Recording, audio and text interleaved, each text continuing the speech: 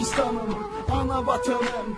Benim topraklarım, kana bulandım. Akan benim de kanım, yanan benim de canım. Sen benim Orta Asya'daki namusum ve damarım. Irktaşım, soydaşım, dildaşım, kandaşım. Seni kolay unutayım, sizi kaydıp unutayım. Ey benim güzel kelindaşım, yalnız bırakıldın, affet bizi.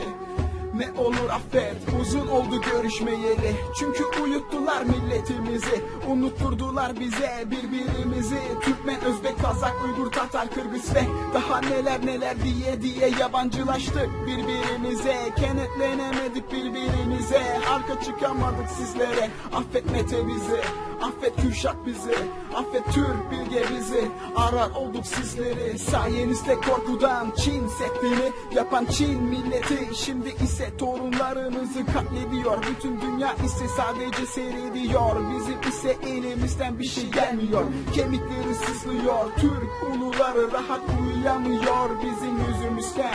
Bir olmak varken paramparça olmuşuz neden? Ey Türk milleti, titre ve kendine dön hemen. Doğu Türkistan'da ölen bizim balalar, bizim çocuklar, bizim atalar, bizim analar. Elbet bir gün içimizden tekrar çıkar yeni kuşaklar. Ona göre Çin ayağını denk al. Hepimiz Uyguruz, hepimiz Türküz, hepimiz Gök Türküz. Bir gün gelir hepimizi süründürürüz. Türk Efendiçinin ölümü korkunç olur. Ey katil Çin, can Türkistan'dan defol.